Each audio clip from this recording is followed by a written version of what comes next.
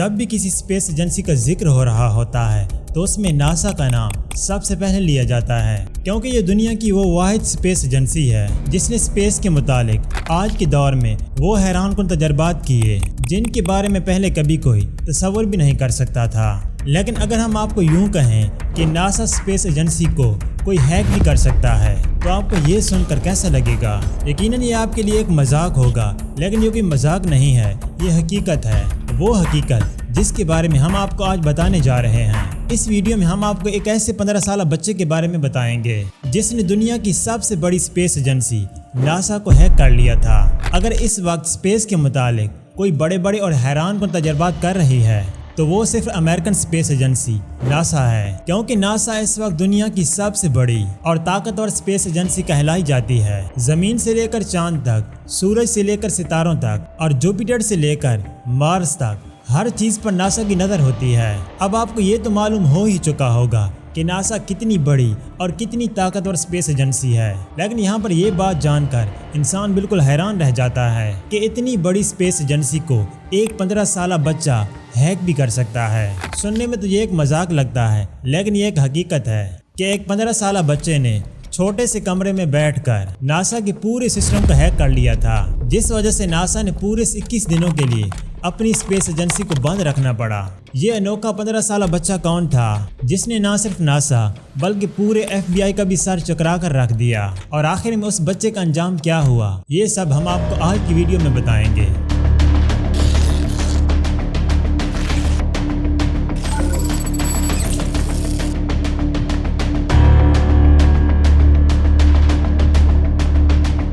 साल 1999 तारीख का वो साल था जब कंप्यूटर नए इजाद हुए थे, इसीलिए उस वक्त कंप्यूटर का इस्तेमाल बहुत कम किया जाता था। बहुत ही कम घर ऐसे थे जहां पर कंप्यूटर इस्तेमाल किए जाते थे। इस तरह दफातर में भी कंप्यूटर सिर्फ सीखने के लिए ही रखे जाते थे, क्योंकि कंप्यूटर नया इजाद हुआ था। इसीलिए आज के मुकाबले में उस वक्त के कंप्यूटर बहुत सुस्त चलते थे। किसी भी चीज़ तक रसाई हासिल करने के लिए घंटों इंतजार करना पड़ता था। लेकिन अगर आज के दौर की बात की जाए तो आज कंप्यूटर काफ़ी फास्ट हो चुके हैं। आज अगर किसी भी चीज़ तक पहुंचना हो तो मिनटों और सेकंड्स में पहुंचा जा सकता है। अमेरिका में जब कंप्यूटर मार्केट्स में आए तो लोगों के लिए ये एक नई चीज़ थी। लोग इसे समझने की कोशिश कर रहे थे कि ये कैसे काम करता है। उस वक्त उन्हीं लोगों में से एक 15 साल बच्चा भी था जिसका नाम था जोनाथन जेम्स। दरअसल ये बच्चा फ्लोरिडा के एक शहर में रहता था। याद रहे कि इस उम्र में बच्चे ज्यादातर गेम्स ही खेलते हैं, मगर जेम्स वाहिद ऐसा बच्चा था जिसे उस वक्त की मुश्किल तरीन मशीन यानी कि कंप्यूटर चलाने का शौक था। आपको बताते चलें कि जेम्स के वालिद भी एक कंप्यूटर प्रोग्रामर थे, इसीलिए जेम्स भी अपने वालिद की तरह कंप्यूटर एक्सपर्ट बनना चाहता था। अब जेम्स जब भी फारिग होता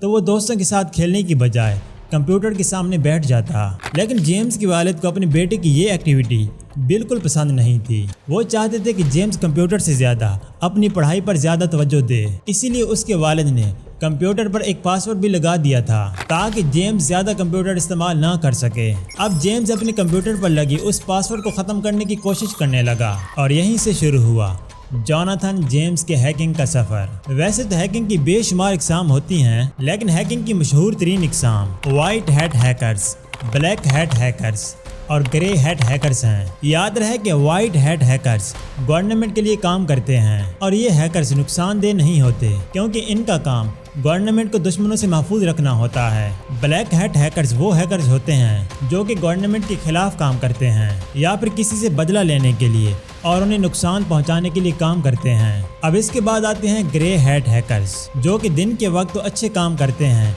लेकिन रात होते ही उनका ये रूप बदल जाता है और ये पैसा लेने के लिए किसी को भी निशाना बना सकते हैं। यहाँ आपको एक बात वाज़ेह करते चलें कि जेम्स ना तो गवर्नमेंट के लिए काम करता था और ना ही किसी से बदला लेने या पैसे लेने के लिए, बल्कि हैकिंग करना तो जेम्स का एक शौक था, और इसी शौक के तहत वो हैकिंग करता था। उसका हैकिंग में इतना इंटरेस्ट बढ़ चुका था कि वो सारा फोकस पढ़ाई से हटाकर ہیکنگ سیکھنے میں لگا دیتا۔ اب جیمز کے دوست اسے کھیلنے کے لیے بلایا کرتے لیکن وہ کھیلنے سے منع کر دیتا اور بند کمرے میں ہیکنگ سیکھتا رہتا۔ اسی انٹرسٹ کے تحت جیمز نے بہت ہی کم وقت میں کئی سارے ہیکنگ سافٹ ویئرز بنا ڈالے۔ یہاں پر ایک اہم بات اور بھی آپ کو بتاتے چلیں کہ ہیکنگ کی فیلڈ میں لوگ اپنا نام بدل لیتے ہیں تاکہ وہ پکڑے نہ جا سکیں۔ اسی لیے ہیکنگ کی فیلڈ میں جیمز نے بھی اپنا نام بدل کر کامریڈ رکھ دیا تھا، چونکہ جیمز پڑھائی میں اپنا فوکس بہت کم کر چکا تھا، اسی لیے یہ ایگزام میں فیل بھی ہو گیا۔ مگر جیمز نے اپنے اسکول سسٹم کو ہی ہیک کر لیا اور اپنے نمبرز بدل دیے۔ دراصل یہیں سے شروع ہوئی تھی جیمز کے ایک خطرناک ہیکرز بننے کی کہانی۔ اب جیمز چھوٹی موٹی ہیکنگ تو کرتا ہی رہتا تھا لیکن اب وہ چاہتا تھا کہ وہ کوئی بڑی ہیکنگ کرے، لہذا پھر جیمز نے خود کو چیلنج کیا کہ وہ امریکن گورنمنٹ کی کسی بڑی کمپنی کو ہیک کرے گا۔ اب سال 1999 میں جیمز نے سب سے پہلے DTRA یعنی کہ ڈیفینس تھریٹ ریڈکشن ایجنسی کو ہیک کیا۔ یہ امریکن گورنمنٹ کی وہ خطرناک ایجنسی ہے جو خطرناک ہتھیاروں سے ملک کو محفوظ رکھتی ہے۔ اب جیمز نے اس کمپنی کے ویک پوائنٹس کو ڈھونڈا اور کمپنی کی پوری سسٹم کو ہیک کر لیا، اور یوں اب کامریڈ کمپنی کی ہر ایکٹیویٹی پر نظر رکھ رہا تھا کہ کمپنی کا اگلا قدم کیا ہوگا۔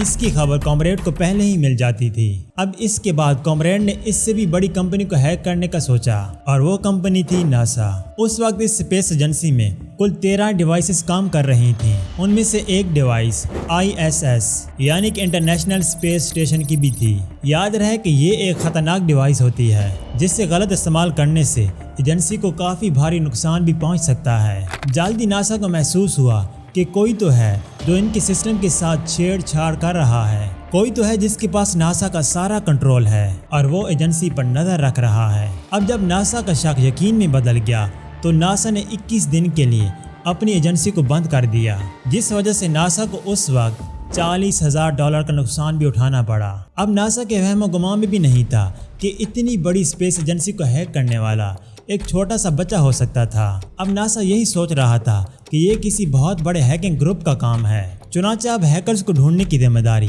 FBI کو دے دی گئی، اور بہت ہی کم وقت میں FBI نے ہیکرز یعنی کہ جیمز کو ڈھونڈ لیا تھا۔ پہلے تو FBI کی ٹیم ہاتھوں میں ہتھیار لیے جیمز کے گھر کو چاروں طرف سے گھیر لیتی ہے، لیکن جب ٹیم ڈائریکٹ جیمز کے کمرے تک پہنچتی ہے تو وہ یہ دیکھ کر حیران و پریشان رہ جاتی ہے کہ دنیا کی سب سے بڑی اسپیس ایجنسی کو ہیک کرنے والا کوئی اور نہیں بلکہ ایک اکیلا چھوٹا سا بچہ ہے۔ جیمز چونکہ ایک چھوٹا سا بچہ تھا اور اس وقت اس کی عمر 18 سال سے کم تھی، اسی لیے FBI ٹیم نے اسے ساتھ لے جانے کی بجائے اس کا کمپیوٹر بند کر کے 7 مہینوں کے لیے اسے گھر میں ہی بند کر دیا۔ FBI ٹیم کا یہ کہنا تھا کہ اگر جیمز کی عمر 18 سال ہوتی تو اسے کم سے کم بھی 10 سال قید کی سزا سنائی جانی تھی، لیکن پھر بھی اسے چند دنوں بعد جیل میں بند کر دیا گیا، اور اس طرح جیمز پورے 6 مہینے جیل میں بند رہا۔ اب سال 2008 میں امریکہ کی کسی کمپنی کو کچھ ہیکرز نے ہیک کرنے کی کوشش کی۔ پھر سے FBI کا پہلا شک جیمز پر گیا۔